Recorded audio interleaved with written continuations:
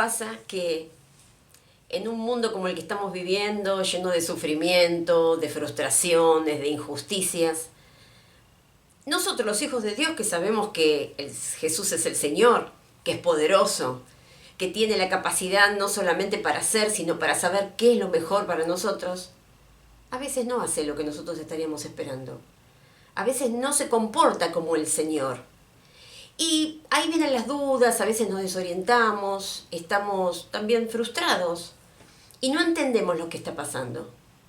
Por eso, hoy vamos a charlar de las etapas por las cuales el triunfo del reino de Dios está y va a pasar, para que podamos pasar estos momentos, transitar estas realidades de una mejor manera. Así que, ahí vamos. En primer lugar, vamos a repasar lo que ya habíamos visto en otros videos con respecto a lo que es el reino de Dios. El reino de Dios en realidad es el ámbito donde el Señor reina, donde se hace la voluntad de Dios, donde Dios es el rey. Y también dijimos que el reino de Dios se había acercado, justamente el mismo Señor Jesús lo decía, porque cuando vino el Señor Jesús aquí, lo que demostró es que podía una persona, un humano, ser gobernado por Dios un 100% y vivir una vida como Dios estaba queriendo, cumpliendo su voluntad. Entonces, el reino de Dios ya está entre nosotros. Ya podemos nosotros recibir y aceptar y vivir ese gobierno de Dios y, por supuesto, disfrutar de las bendiciones que la obediencia siempre trae aparejadas. Pero también dijimos que es un reino del futuro, es decir, un reino que todavía no se consumó, no se completó, y que por lo tanto vamos a tener que esperar hasta otro momento en el futuro para que esto suceda. Esto los judíos lo tenían clarísimo, porque muchas veces ellos hablaban de la era actual y de la era venidera, o del siglo actual y el siglo venidero, siempre comprendiendo que siglo no se está refiriendo, como lo entendemos hoy nosotros, a un periodo de 100 años, sino a una edad, es decir, a una era, a un espacio de tiempo que tenía un comienzo y un final. Esto se ve claramente en algunos versículos, como por ejemplo en Efesios 1, 20 y 21. Está hablando del poder que levantó a Cristo de los muertos y dice: el poder que operó en Cristo resucitando de los muertos y sentándolo a la diestra en los lugares celestiales, sobre todo principado y autoridad y poder y señorío, y sobre todo nombre que se nombra, no solo en este siglo, o sea, no solo en esta edad o en este periodo de tiempo, sino también en el venidero. Acá está mostrando claramente que hay dos periodos, uno actual y otro venidero. También en Lucas 20, el versículo 34, está el Señor enfrentándose con unos religiosos que le estaban haciendo toda una disertación en cuanto a qué pasaba con la ley del levirato, que indicaba que una persona, cuando moría, un hombre cuando moría, su esposa debería ser esposa de su hermano para dar descendencia a su familia, para que su familia no quedara sin descendientes. Entonces, si todos los hermanos de esa familia morían, esa esposa, cuando llegara al cielo, ¿de quién iba a ser la esposa? ¿De cuál de todos los hermanos?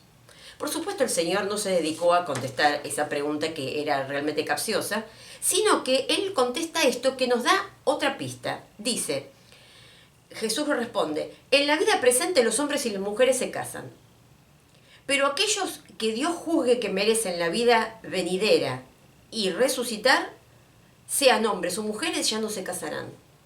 Lo cual nos está diciendo que la era venidera, para que venga esa nueva era, tiene que haber en el medio una resurrección.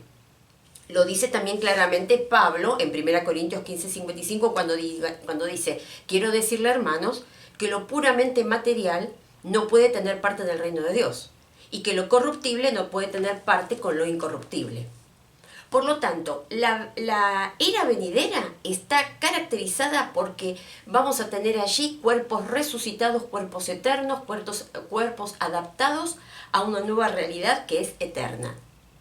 Y nosotros sabemos por la Biblia que esa resurrección va a ocurrir cuando el Señor venga, cuando el Señor regrese. Él dice que a todos sus hijos Él los va a resucitar, no solamente los que estemos, si Dios quiere que estemos cuando Él venga, sino también los que han fallecido antes, y vamos a recibir esos cuerpos glorificados para vivir para siempre con Él. Entonces, si hacemos un eje de tiempo, podemos ver que hasta ahora lo que nos está diciendo la Biblia es que hay una era actual, que es la que estamos viviendo ahora, que será separada por la venida del Señor y la resurrección de sus hijos, y luego vendrá esa era venidera o ese siglo venidero del que hablan las Escrituras. Ahora, si podemos hablar un poquitito de cómo se caracteriza este siglo actual, podemos decir que está caracterizado por el dominio de Satanás. Esto no lo decimos nosotros porque, leemos las noticias todos los días, sino porque la misma Biblia lo dice. En Gálatas 1:4, Pablo dice: Jesucristo se entregó a la muerte por nuestros pecados, para librarnos del presente siglo malo. En otras versiones dice, para librarnos del estado perverso del mundo actual. O sea que el Señor Jesús vino específicamente para librarnos de este estado corrupto y perverso de cómo está la humanidad hoy. 2 Corintios 4, capítulo 3, también habla de el Dios de este siglo, o sea, el Dios de esta etapa de la historia de la humanidad, que es justamente Satanás, y que dice que ha hecho ciegos de entendimiento a la gente para que no vean la brillante luz del Evangelio glorioso de Cristo.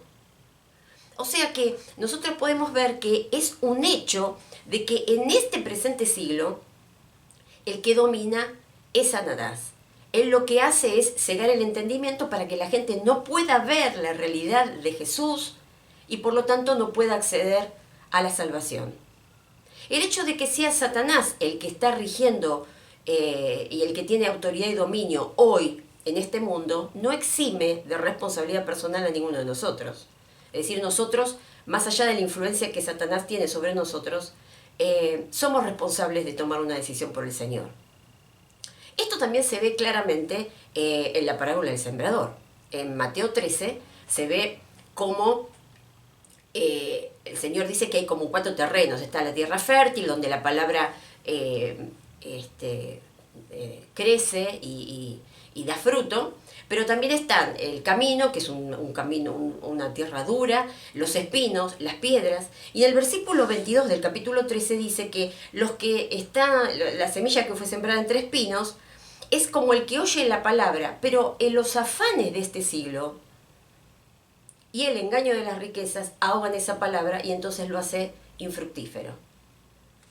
Lo cual muestra también cuál es la característica de este siglo. Hay competencia entre la obtención de las riquezas, entre el placer, entre las ansiedades, la ambición. Todo eso compite con la palabra de Dios. ¿Para qué? Para que nosotros no demos fruto. Pero más allá de eso, nosotros tenemos que saber algo que el salmista en el Salmo 103 tenía evidentemente bien claro. Y es que el Señor ha puesto su trono en el cielo y su reino domina sobre todo. El Señor sigue siendo el rey. Más allá de que en este siglo actual, en este estado de cosas, en este periodo de tiempo, se ha dado la autoridad y el dominio a Satanás. Él sigue estando en el trono, por eso la misma Biblia lo llama el príncipe. ¿Por qué? Porque tiene un rey sobre él. Él no es el que manda es el Señor. Vimos hasta ahora que entonces había 2 periodos de tiempo, el periodo actual y el siglo venidero, que estaba determinado su comienzo por la venida del Señor y por la resurrección de sus hijos. Pero el Nuevo Testamento, a partir del Apocalipsis específicamente el capítulo 20, nos da una pista más que nos agrega algo a este cuadro que estábamos haciendo. Y es que en realidad no hay 2 etapas, sino 3. Es decir, claramente el capítulo 20 de Apocalipsis, que luego te invito a leer, dice que luego de esa primera resurrección, o sea, cuando nosotros, los hijos de Dios, recibamos ese cuerpo glorioso, se va a instaurar un periodo de 1000 años llamado el milenio, donde el Señor Jesús va a reinar, va a ser un reinado de paz, de gozo, va a ser un reinado de justicia, pero luego de ese reinado va a haber una segunda resurrección, que va a ser una resurrección de todas las personas que van a ir a la condenación, y luego va a haber la destrucción definitiva de Satanás. Por eso entonces ahora en vez de tener 2 periodos, vamos a tener 3. Obviamente esto en el Antiguo Testamento se vislumbraba, pero no con tanta claridad como ahora. Si leemos Isaías 65, ahí por ejemplo vamos a ver muchas características de este milenio que recién cuando tenemos el Apocalipsis, muchos años después, ahí nos vamos a dar cuenta a que se referían a este periodo. Entonces, en estos 3 periodos marcados de la historia, vemos cómo el reino de Dios crece, se desarrolla y llega a su apogeo, pero al mismo tiempo cómo el reino de Satanás mengua y va hacia su destrucción. Primero queremos aclarar que cuando en la Biblia habla de destruir, no quiere decir aniquilar o hacer desaparecer tipo puff, no está más, sino que destruir tiene una connotación, la palabra en el original, que tiene que ver con neutralizar, con dejar inoperante, con hacer inútil algo. Por lo tanto, cuando estamos hablando de la destrucción del reino de Dios, estamos hablando de neutralizarlo, ir sacándole el poder hasta que en algún momento desaparece. Esto se ve claramente cuando el reino de Dios comienza. El reino de Dios llega con el Señor Jesús, por supuesto estuvo desde la antigüedad, teniendo a Dios como rey, pero se manifiesta de una manera más consolidada en esta etapa cuando el Señor Jesús llega y se muestra como el prototipo del hombre que puede ser gobernado por Dios. Entonces, Él llega y empieza a predicar el reino de Dios. Lo vemos, por ejemplo, en Mateo 4:23, dice que Él recorría toda Galilea, enseñando en las sinagogas de cada lugar, anunciando las buenas noticias del reino. ¿Y después qué dice? Que curaba, sacaba demonios, resucitaba muertos, lo cual nos está indicando que él lo que estaba proclamando era el gobierno de Dios era posible para nuestras vidas. ¿Y cómo lo demostraba? Justamente sanando, sacando demonios, haciendo milagros. ¿Por qué? Porque estaba demostrando que él tenía autoridad, que él era capaz de meterse en el dominio de Satanás, es decir, meterse en el cuerpo humano y sacar las enfermedades. Podía tener dominio sobre la naturaleza y calmar una tempestad. Podía resucitar muertos y sacar del lado de la muerte y dar vida. De esa manera el Señor Jesús estaba metiéndose en este siglo actual, en donde reinaba Satanás, y empezaba a extender ese reino y a mostrar que Él era el que realmente tenía y es el que tiene la autoridad. En esta etapa no solamente se ve el crecimiento del reino de Dios, sino también cómo se va deteriorando y cómo tiene un tiro de gracia el reino de Satanás, camino hacia su destrucción total. ¿Por qué? Porque cuando dominaba Satanás, se introduce el Señor Jesús como una muestra del gobierno de Dios en este mundo. Por supuesto, él lo quiso detener. Recordemos la orden de Herodes de matar a todos los niños menores a 2 años ahí en Belén. Sin embargo, no pudo.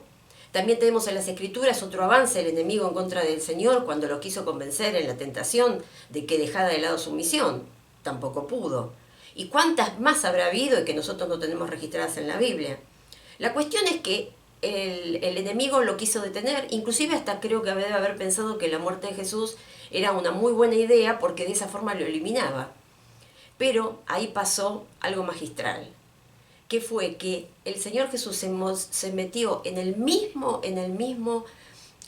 lugar de máxima autoridad de Satanás, que era la muerte, y salió victorioso porque resucitó. Ahí Dios le dio, y Jesús le dio el tiro de gracia a Satanás. Sin embargo, la muerte sigue estando en el mundo. La muerte no se fue. ¿Por qué? Porque seguimos todavía en esta etapa. Tiene que venir el Señor Jesús, tiene que dar resurrección a sus hijos y luego comenzar esa segunda etapa, que será la etapa del milenio. Ahí el gobierno de Jesús en la tierra va a ser un gobierno buenísimo, donde va a haber justicia, donde va a haber paz, donde va a haber gozo. Y también vemos otra etapa en la cual sigue cayendo más bajo Satanás. ¿Por qué? Porque dice claramente el Apocalipsis que él va a ser encerrado durante 1000 años. ¿Cómo va a ser ese encierro? No lo sabemos, pero evidentemente ese encierro tiene que ver con que va a ser neutralizado, va a ser acotado, va a ser reprimido, de forma de que él no pueda engañar nuevamente a los hombres. Pero eso va a ser durante 1000 años. Luego de esos 1000 años, no sabemos cómo, pero de alguna manera no se va Satanás a escapar, sino que Dios, que es el que tiene toda la autoridad y todo el poder, lo va a liberar y él va a tener la posibilidad de volver a engañar a las naciones. Por lo tanto, ahí se va a producir una rebelión en donde el Señor Jesús va a salir absolutamente victorioso y entonces ahí sí, va a destruir a la muerte, va a destruir a sus enemigos y entonces Satanás va a ser entregado al lago de fuego por toda la eternidad, junto con sus demonios y junto con aquellos que lo han seguido. Vemos, por ejemplo, en 1 Corintios 15, que el apóstol Pablo dice que entonces va a venir el fin. Ustedes después léanlo y van a ver las etapas. Dice, cuando Cristo derrote a todos los señoríos, autoridades y poderes y entregue el reino al Dios y Padre. Y el último enemigo que será derrotado será la muerte. Y cuando todo haya quedado sometido a Cristo, entonces Cristo mismo se someterá a Dios. Y así Dios será todo en todos.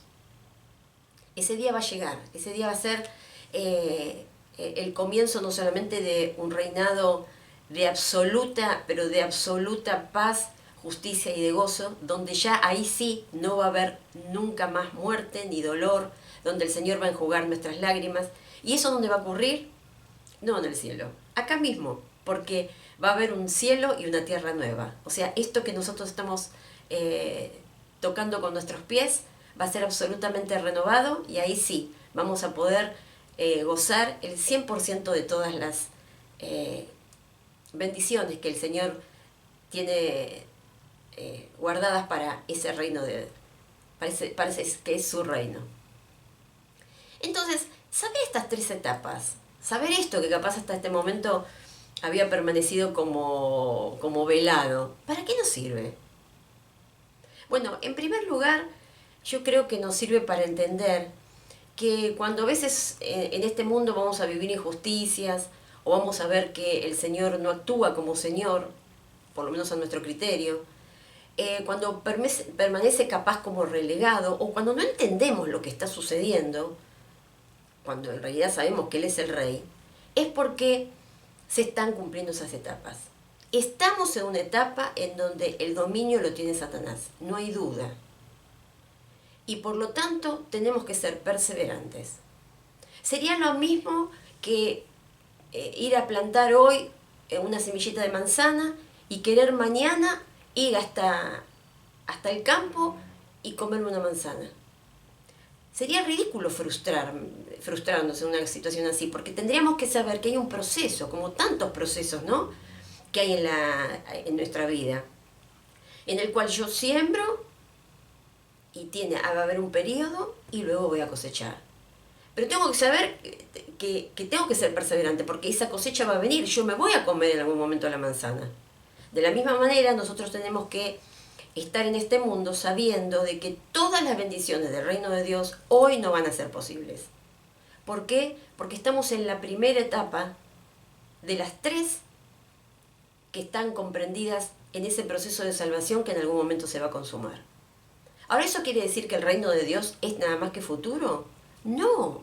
Hoy ya podemos disfrutar del reino de Dios. Y esa es la segunda cosa que tenemos que saber. Justamente por eso el apóstol Pablo en Romanos 12:2 dice, no vivan ya según los criterios del presente siglo malo. No, al contrario, dice, cambien su manera de pensar para que cambie su manera de vivir. Hoy mismo, hoy, y sin esperar ningún otro momento, tenemos que dejar de tener al Señor Jesús nada más que como Salvador. El Señor tiene que ser el que lidera nuestra vida, tiene que ser nuestro dueño, nuestro amo, nuestra máxima autoridad. Él tiene que ser nuestro gobernante. Tenemos que aceptar y vivir bajo su gobierno. ¿Por qué? Porque los que hoy aceptamos vivir bajo el gobierno de Dios, en esta primera etapa en donde el reino de Dios parece tan solapado, Un reino de Dios que vive aparentemente solo en las vidas de aquellos que lo aceptan, en algún momento va a inundar su gloria toda la tierra. Pero entonces nosotros, los que hoy en esta etapa reconocemos el gobierno de Dios en nuestras vidas y vivimos de acuerdo a la voluntad de Dios, somos los que vamos a vivir en aquel momento todas y en su totalidad las bendiciones de ese reino. Así que pensemos eso, seamos perseverantes, analicemos nuestra vida y veamos si hay áreas en las cuales todavía Dios no es el que toma las decisiones. Y decidámonos a darle ese timón, ese gobierno a Dios. Sencillamente, ¿por qué? Porque las etapas que vienen por delante son fascinantes, son desafiantes. Pero ahí va a demostrar el Señor que es eso, es el dueño, es la máxima autoridad. ¿Y por qué? Porque Él definitivamente es Señor. Y por eso lo que empieza, lo termina. Que Dios te bendiga y hasta la próxima.